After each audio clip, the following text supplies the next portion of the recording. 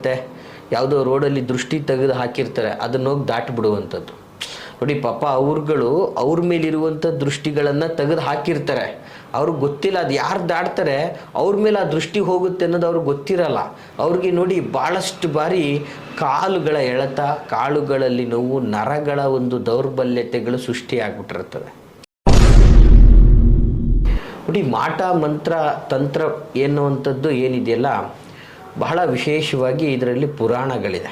ಒಂದು ಕಾಮಾಖ್ಯ ಆಗಿರ್ಬೋದು, ಬಗಲಮುಖಿಯ ಒಂದು ವಿಶೇಷವಾದಂತಹ ಒಂದು ತಂತ್ರಗಳಾಗಿರ್ಬೋದು. ಸೊ ಹೀಗೆ 10 ವಿಧದಲ್ಲಿ ಒಂದು ತಂತ್ರಗಳನ್ನು ಮಾಡ್ತಾ ಇರ್ತಾರೆ. ನೇಪಾಳದ ಕಠ್ಮಂಡುವಿನಲ್ಲೂ ಕೂಡ ಒಂದು ವಿಶೇಷವಾದಂತಹ ಮಾಂತ್ರಿಕ ಪ್ರಭಾವಗಳನ್ನು ನಾವು ಗಮನಿಸಿರ್ತಕ್ಕಂಥದ್ದು. ಅನಿರೀಕ್ಷಿತವಾಗಿ ಆಘಾತಗಳಾಗ್ತಾ ಇರ್ತದೆ ಮನೆಯಲ್ಲಿ. ಒಬ್ರಿಗೆ ಹುಷಾರಿಲ್ಲ ಅಂದರೆ ಇನ್ನೊಬ್ರಿಗೆ ಹುಷಾರಿರಲ್ಲ, ಒಬ್ಬರು ಚೆನ್ನಾಗಾದ್ರು ಅಂದರೆ ಇನ್ನೊಬ್ರಿಗೆ ಹುಷಾರಿರಲ್ಲ, ಜೊತೆಗೆ ಮನೆಯಲ್ಲಿ ಯಾವುದೇ ಶುಭ ಕಾರ್ಯಗಳು ನಡೀತಾ ಇರಲ್ಲ. ಅವ್ರ ಮನೆಯಲ್ಲಿ ಪದೇ ಪದೇ ಕನ್ನಡಿ ಹೊಡೆದೋಗುವಂಥದ್ದು, ಅಥವಾ ಪೂಜೆ ಮಾಡಬೇಕಾದ್ರೆ ಅಥವಾ ಯಾವುದೋ ಶುಭ ಕಾರ್ಯಗಳಲ್ಲಿ ಅರಿಶಿನ ಕುಂಕುಮಗಳೆಲ್ಲ ಬೀಳ್ತಾ ಇರುವಂಥದ್ದು. ನಮಸ್ತೆ ವೀಕ್ಷಕರೇ, ನಾನು ನಿಮ್ಮ ಮೈಸೂರಿನ ಶ್ರೀನಿವಾಸನ್. ವೀಕ್ಷಕರೇ, ಇವತ್ತಿನ ದಿನ ನಾನು ನಿಮಗೆ ಬಹಳ ಅದ್ಭುತವಾದ ಮಾಹಿತಿ ಹೇಳ್ತಾ ಇದ್ದೀನಿ. ಇವತ್ತು ಬಹಳ ಇದರಿಂದ ಜನಗಳು ತುಂಬ ನೋವನ್ನು ಅನುಭವಿಸ್ತಾ ಇದ್ದಾರೆ, ತುಂಬ ಸಂಕಷ್ಟದಲ್ಲಿದ್ದಾರೆ. ಇದರಿಂದ ಮುಕ್ತಿ ತಗೊಳಕ್ಕಾಗ್ತಾ ಇಲ್ಲ. ಜೀವಗಳೇ ಕಳೆದೋಗಿರ್ತಕ್ಕಂಥದ್ದು ಬಹಳ ಭಯಂಕರವಾದಂತಹ ವಿಚಾರ ಇದಾಗಿರ್ತದೆ. ಏನಪ್ಪ ಅಂತ ವಿಚಾರ ಅಂತಂದರೆ, ಸಾಮಾನ್ಯವಾಗಿ ನೀವು ನೋಡಿರ್ಬೋದು, ಕೆಲವೊಂದು ಕಡೆ ಕೆಲವು ಸೂಕ್ಷ್ಮ ಪ್ರದೇಶಗಳಲ್ಲಿ, ಸೂಕ್ಷ್ಮ ಜಾಗಗಳಲ್ಲಿ ಈ ಒಂದು ಬೊಂಬೆಯನ್ನು ಇಟ್ಟು ಪ್ರಯೋಗಗಳನ್ನು ಮಾಡ್ತಾ ಇರ್ತಾರೆ. ಬೊಂಬೆ ಪ್ರಯೋಗ ಅಂತ ಹೇಳ್ತೀವಿ, ಅಥವಾ ಪುತಳಿ ಪೂಜಾ ಅಂತಲೂ ಕೂಡ ಇದನ್ನು ನಮ್ಮ ತಂತ್ರಶಾಸ್ತ್ರದಲ್ಲಿ ಕರೀತಾರೆ. ಸೊ ಇದನ್ನು ಯಾಕೆ ಮಾಡ್ತಾರೆ, ಯಾವ ಉದ್ದೇಶಗಳಿಂದ ಮಾಡ್ತಾರೆ, ಇದಕ್ಕೆ ಈ ಪ್ರಯೋಗಕ್ಕೆ ಒಳಗಾಗಿರ್ತಕ್ಕಂಥವ್ರ ಪ್ರಭಾವ ಏನು, ಅವ್ರ ಗತಿ ಏನು, ಏನೇನು ಆಗ್ತದೆ ಅವ್ರಿಗೆ, ಏನೇನೆಲ್ಲ ಅನುಭವಿಸ್ತಾರೆ ಅವರು. ಸೊ ಇದರಿಂದ ಸಂಪೂರ್ಣ ಮುಕ್ತಿ ಹೊಂದೋದು ಹೇಗೆ, ಇದ್ರ ಬಗ್ಗೆ ನಾನು ಇವತ್ತಿನ ದಿನ ನಿಮಗೆ ಸಂಪೂರ್ಣ ಮಾಹಿತಿಯನ್ನು ಕೊಡೋಕ್ಕೆ ಇಷ್ಟಪಡ್ತೀನಿ. ವೀಕ್ಷಕರೇ, ದಯವಿಟ್ಟು ಲೈಕ್ ಮಾಡಿ, ಹಾಗೆ ಈ ಒಂದು ಮಾಹಿತಿಯನ್ನು ಸಂಪೂರ್ಣವಾಗಿ ಸ್ಕಿಪ್ ಮಾಡದೆ ನೋಡಿ ಅಂತ ಹೇಳಕ್ಕೆ ಇಷ್ಟಪಡ್ತೀನಿ. ನೋಡಿ, ಮೊದಲನೇದಾಗಿ ಈ ಬೊಂಬೆ ಪ್ರಯೋಗ ನಮ್ಮ ತಂತ್ರಶಾಸ್ತ್ರದಲ್ಲಿ ಪುತಳಿ ಪ್ರಯೋಗ ಅಂತ ಹೇಳ್ತೀವಿ. ಸಾಮಾನ್ಯವಾಗಿ ಇದನ್ನು ನಮ್ಮ ಒಂದು ತಂತ್ರಶಾಸ್ತ್ರದಲ್ಲಿ ಒಂದು ಶಾಂತಿ, ಜೊತೆಗೆ ಸ್ತಂಭನ, ಉದ್ವೇಷಣ ಮತ್ತು ವಶೀಕರಣ, ಮರಣ, ಈ ರೀತಿ ಒಂದು ಷಡ್ವರ್ಗಗಳಾಗಿ ವಿಂಗಡಣೆ ಮಾಡಿದ್ದಾರೆ. ಅದರಲ್ಲಿ ವಿಶೇಷವಾಗಿ ಈ ಸ್ತಂಭನದಲ್ಲಿ ಈ ಒಂದು ಪುತ್ಥಳಿಯ ಪೂಜೆಯ ಒಂದು ವಿಶೇಷತೆಯನ್ನು ಶಾಸ್ತ್ರದಲ್ಲಿ ಉಲ್ಲೇಖ ಇದೆ. ನೋಡಿ, ಈ ಪುತ್ಥಳಿ ಪೂಜೆಯನ್ನು ಯೂಜಲಿ ಆಗ ಋಷಿ ಮುನಿಗಳು, ತಂತ್ರಜ್ಞರು ಮಾಡ್ತಾ ಇದ್ದಿರ್ತಕ್ಕಂಥದ್ದು ಒಂದು ಸಾತ್ವಿಕ ಕಾರ್ಯಗಳಿಗೆ, ಒಂದು ಅನಾಹುತಗಳನ್ನು ತಪ್ಪಿಸ್ಲಿಕ್ಕೆ, ಅಥವಾ ಪ್ರಕೃತಿ ವಿಕೋಪಗಳನ್ನು ತಡಿಲಿಕ್ಕೆ, ಈ ಥರದ ನಾನಾ ಒಂದಷ್ಟು ಅನಾಹುತ ನಡೆಯುವಂತಹ ಸಂಘಟನೆಗಳು, ದೊಡ್ಡ ರೀತಿಯಲ್ಲಿ ಆಗುವಂತಹ ಆಘಾತಗಳನ್ನು ತಡಿಲಿಕ್ಕೆ ಮಾಡ್ತಾ ಇರತಕ್ಕಂತಹ ಒಂದು ತಂತ್ರಗಳಾಗಿತ್ತು ಇದು. ಬಟ್ ಆದರೆ ಇವತ್ತಿನ ಯುಗಗಳಲ್ಲಿ ಕೆಲವು ದುಷ್ಟ ಮನಸ್ಥಿತಿಗಳು, ದುಷ್ಟ ವ್ಯಕ್ತಿತ್ವಗಳು ಒಬ್ಬರಿಗೆ ಕೆಡುಕನ್ನು ಬಯಸಬೇಕು ಅನ್ನೋ ಉದ್ದೇಶಗಳಿಂದ, ಕುಟುಂಬಗಳನ್ನು ನಾಶವಾಗಲಿ ಅನ್ನೋ ಉದ್ದೇಶಗಳಿಂದ, ಇವತ್ತು ಅವರ ಜೀವನದಲ್ಲಿ ಏಳಿಗೆ ಕಾಣಬಾರ್ದು, ಅವರ ಆಸ್ತಿ ಪಾಸ್ತಿಗಳೆಲ್ಲ ಬೇರೆಯವ್ರ ಹೆಸರಿಗಾಗಬೇಕು, ಅನಾಥರಾಗಬೇಕು, ಅವ್ರದನ್ನೆಲ್ಲ ನಾವು ಪಡ್ಕೋಬೇಕು, ಒಟ್ಟಿನಲ್ಲಿ ಈ ಒಂದು ಕೆಟ್ಟ ಉದ್ದೇಶದಿಂದನೇ ಇವತ್ತು ಈ ಒಂದು ಪ್ರಯೋಗಗಳು ನಡೀತಾ ಇರ್ತಕ್ಕಂಥದ್ದು ನಮ್ಮ ಗಮನಕ್ಕೆ ಬಂದಿರತಕ್ಕಂಥದ್ದು. ವೀಕ್ಷಕರೇ, ಈ ಒಂದು ಪುತ್ಥಳಿ ಅಥವಾ ಈ ಒಂದು ಬೊಂಬೆ ಪ್ರಯೋಗಕ್ಕೆ ಒಳಗಾಗಿರ್ತಕ್ಕಂಥವರು, ಅವರ ಕುಟುಂಬಗಳೇ ನಾಶ ಆಗ್ತಾ ಇದೆ ಇವತ್ತಿನ ದಿನ. ಪಾಪ ಚೆನ್ನಾಗಿದ್ದಂತಹ ವ್ಯಕ್ತಿ ಕೈ ಕಳ್ಕೊಳ್ಳುವಂಥದ್ದು, ಕಾಲು ಕಳ್ಕೊಳ್ಳುವಂಥದ್ದು, ಇದ್ದಕ್ಕಿದ್ದಾಗೆ ಬಾಯಿ ಬಿದ್ದೋಗುವಂಥದ್ದು, ಚೆನ್ನಾಗೇ ಇದ್ದಂಥ ವ್ಯಕ್ತಿ ಇದ್ದಕ್ಕಿದ್ದಂಗೆ ಅವನಿಗೆ ಅನಾರೋಗ್ಯ ಸೃಷ್ಟಿಯಾಗುವಂಥದ್ದು, ಚೆನ್ನಾಗೇ ಇದ್ದಂತಹ ವಿಚಾರ, ಒಂದು ಒಳ್ಳೆ ಅದ್ಭುತವಾಗಿದ್ದಂಥ ವ್ಯಕ್ತಿ ಇದ್ದಕ್ಕಿದ್ದಾಗೇನೆ ತಿಂಗಳನ್ನೋದಿಲ್ಲ ಏನೋ ಒಂದು ಅನಾಹುತ ಅವನಿಗವನೇ ಏನೋ ಮಾಡಿಕೊಂಡು ಹತರ ಆಗುವಂಥದ್ದು. ಈ ರೀತಿಯಾಗಿ ಅದಲ್ಲದೆ ಅವನ ದೇಹ ಸ್ಥಿತಿ ವಿಕಾರ ಆಗುವಂಥದ್ದು, ಬುದ್ಧಿ ಕ್ಷಮತೆ ನಾಶವಾಗುವಂಥದ್ದು, ಮತಿಹೀನನಾಗಿ ಬದುಕುವಂಥದ್ದು, ಈ ಥರದ್ದೆಲ್ಲ ಈ ಪ್ರಭಾವಕ್ಕೆ ಒಳಗಾದಂತಹ ವ್ಯಕ್ತಿಗಳು ಅನುಭವಿಸುವಂತಹ ಸಂಕಷ್ಟಗಳಾಗ್ತದೆ. ಒಬ್ಬ ಮನೆಯ ಯಜಮಾನನಿಗೆ ಈ ರೀತಿಯಾದಂತಹ ಪ್ರಭಾವಗಳು ಬಿದ್ದು ಒಳಗಾದ ಅಂದರೆ ಇಡೀ ಕುಟುಂಬ ನಾಶ ವೀಕ್ಷಕರೇ.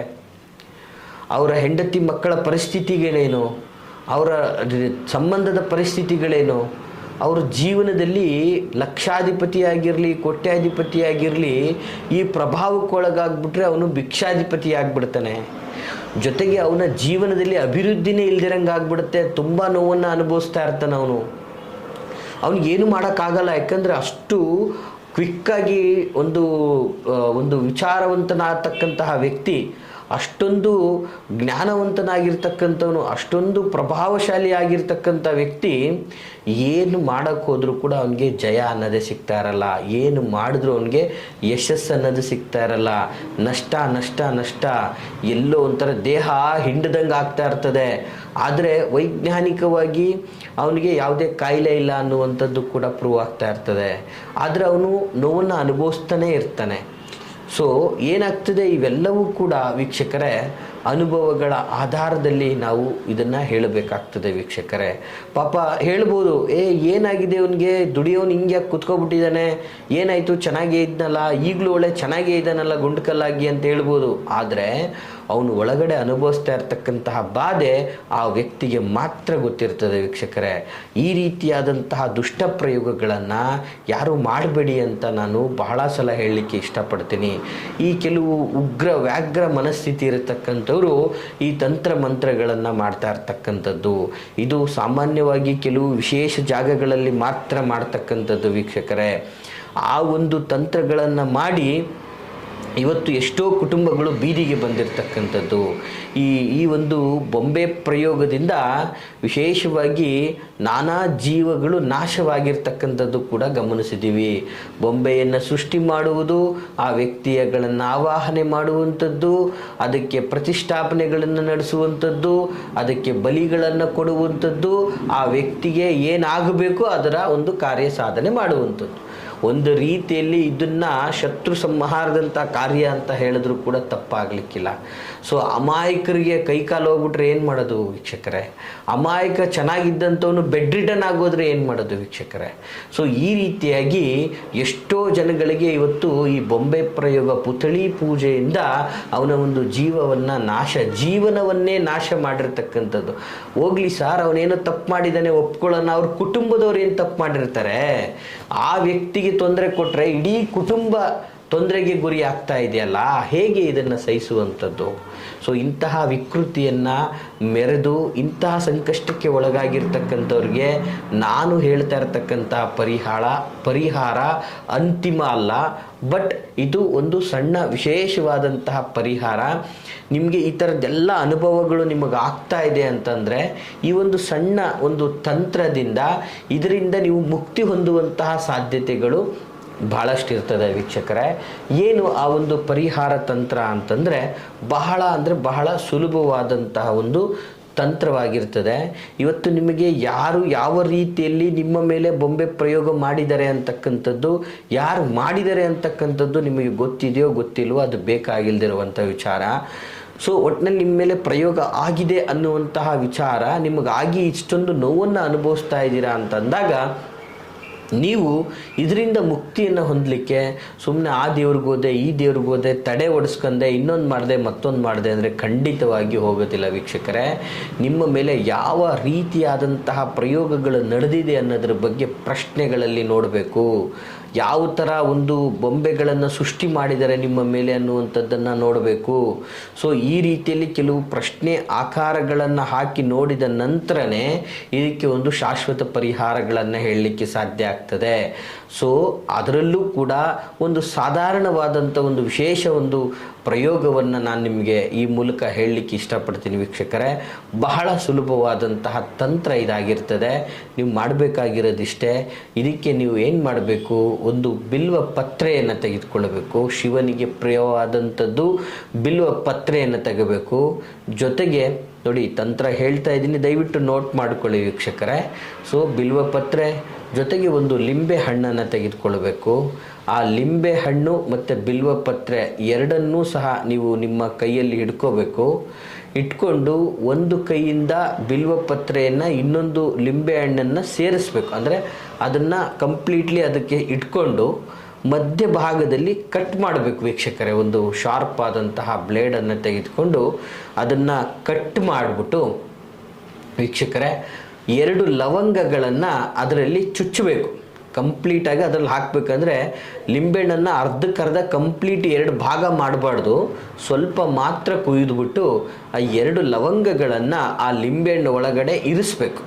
ಲಿಂಬೆಹಣ್ಣು ಒಳಗಡೆ 2 ಲವಂಗಗಳನ್ನು ಇರಿಸಿ ಆ ಒಂದು ಕಟ್ಟು ಮಾಡಿದಂತಹ ಭಾಗಕ್ಕೆ ಕುಂಕುಮ, ಅರಿಶಿಣ, ಗಂಧಾದಿಗಳನ್ನು ಹಾಕಿ, ಜೊತೆಗೆ ವಿಶೇಷವಾಗಿ ಯಾರು ಪ್ರಭಾವಕ್ಕೊಳಗಾಗಿರ್ತಾರೆ, ಈ ಒಂದು ಬೊಂಬೆ ಪ್ರಯೋಗಕ್ಕೆ ಒಳಗಾಗಿರ್ತಕ್ಕಂಥವರ ತಲೆಯ ಕೂದಲನ್ನು ಸ್ವಲ್ಪ ತೆಗೆದುಕೊಂಡು ಆ ಬಿಲ್ವಪತ್ರೆ ಆ ಲಿಂಬೆಹಣ್ಣಿಗೆ ಸಂಪೂರ್ಣವಾಗಿ ಆ ಒಂದು ಸ್ವಲ್ಪ ಕುಯ್ದಿರ್ತೀರ ಆ ಜಾಗದಲ್ಲೇ ಹಾಕಿದ್ರೂ ತೊಂದರೆ ಇಲ್ಲ, ಅದರೊಳಗೆ ಸಂಪೂರ್ಣವಾಗಿ ಹಾಕಿ ನಿಮ್ಮ ಕುಲ ದೈವ ದೇವರುಗಳ ಚಿತ್ರಪಟದ ಮುಂದೆ ಭಕ್ತಿಯಿಂದ ನೆನೆಸ್ಕೊಂಡು, ನಿಮ್ಮ ಕುಲ ದೈವ ದೇವರುಗಳನ್ನು ಭಕ್ತಿಯಿಂದ ನೆನೆಸ್ಕೊಂಡು ಆ ಲಿಂಬೆ ಹಣ್ಣನ್ನು ಸಂಪೂರ್ಣವಾಗಿ ನಿಮ್ಮ ಎಡಗೈಯಲ್ಲಿ ಇಟ್ಕೋಬೇಕು. ಎಡಗೈಯಲ್ಲಿ ಇಟ್ಕೊಂಡು ಆ ಎಡಗೈಯಿಂದ ನಿಮ್ಮ ತಲೆಯನ್ನು ಎಡಗೈಯಿಂದ ಸಂಪೂರ್ಣವಾಗಿ ನಿವಾಳಿಸ್ಕೋಬೇಕು ವೀಕ್ಷಕರೇ. ಸಂಪೂರ್ಣವಾಗಿ ನಿವಾಳಿಸಿದ ನಂತರ ಅದನ್ನು ನಿಮ್ಮ ತಲೆಯಿಂದ ಪಾದದ ಗಂಟನೂ ಸಹ ನಿವಾಳಿಸ್ಕೋಬೇಕು ವೀಕ್ಷಕರೇ. ಈ ರೀತಿಯಾಗಿ ನಿವಾಳಿಸ್ಕೊಂಡ ನಂತರ ನನಗೆ ಆಗಿರ್ತಕ್ಕಂತಹ ಬೊಂಬೆ ಪ್ರಯೋಗದ ಪ್ರಭಾವಗಳು ನಶಿಸಿ ಹೋಗಬೇಕು, ಈ ಒಂದು ಪ್ರಭಾವ ನನಗೆ ತಾಗಬಾರ್ದು ಅಂತ ನೀವು ನಿಮ್ಮ ಮನದಲ್ಲೇ ಎಳಿಸ್ಕೊಂಡು ನೀವು ಇಳೆಯನ್ನು ತಕ್ಕೊಂಡು ನಂತರ ನಿಮ್ಮ ಊರಿಗೆ ಹತ್ತಿರದಲ್ಲಿರುವ ಅಥವಾ ನಿಮ್ಮ ಊರಿನ ಸ್ಮಶಾನಕ್ಕೆ ತೆಗೆದುಕೊಂಡೋಗಿ ಅದನ್ನು ಬಿಸಾಕಬೇಕು. ಈ ವೀಕ್ಷಕರೇ, ಈ ರೀತಿಯಾಗಿ ನೀವು ಮಾಡಿದ್ದೇ ಆದರೆ ಖಂಡಿತವಾಗಿಯೂ ನಿಮಗೆ ಆಗಿರ್ತಕ್ಕಂತಹ ಬೊಂಬೆ ಪ್ರಯೋಗದಿಂದ ಅಲ್ಪ ಸ್ವಲ್ಪ ಮುಕ್ತಿಯನ್ನು ಪಡ್ಕೋಬೋದು ವೀಕ್ಷಕರೇ. ಸೊ ಈ ಒಂದು ಸರಳವಾದ ತಂತ್ರವನ್ನು ಮಾಡಿ ನೀವು ಪ್ರಯೋಜನವನ್ನು ಪಡ್ಕೊಳ್ಳಿ ಅಂತ ಹೇಳ್ತಾ, ಹೆಚ್ಚಿನ ಮಾಹಿತಿಗಾಗಿ ಅಥವಾ ಈ ಎಲ್ಲ ಸಂಕಷ್ಟಗಳಿಂದ ಮುಕ್ತಿಯನ್ನು ನೀವು ಪಡಿಬೇಕು ಅಂತಂದರೆ ನಾವಿರುವಂತಹ ವಿಳಾಸ ಮೈಸೂರಿನ ವಿಜಯನಗರ 2ನೇ ಹಂತ KD ಸರ್ಕಲಲ್ಲಿ ನಮ್ಮ ಕಚೇರಿ ಇರ್ತಕ್ಕಂಥದ್ದು. ನೇರವಾಗಿಯೂ ಸಹ ಬಂದು ನಮ್ಮನ್ನು ಭೇಟಿಯಾಗಿ ನಿಮ್ಮ ಸಂಕಷ್ಟಗಳನ್ನು ಸಮಾಲೋಚನೆಯನ್ನು ಮಾಡಿಕೊಳ್ಳಿ ಅಂತ ಹೇಳ್ತಾ ಎಲ್ರಿಗೂ ಶುಭವಾಗಲಿ. ನಮಸ್ಕಾರ.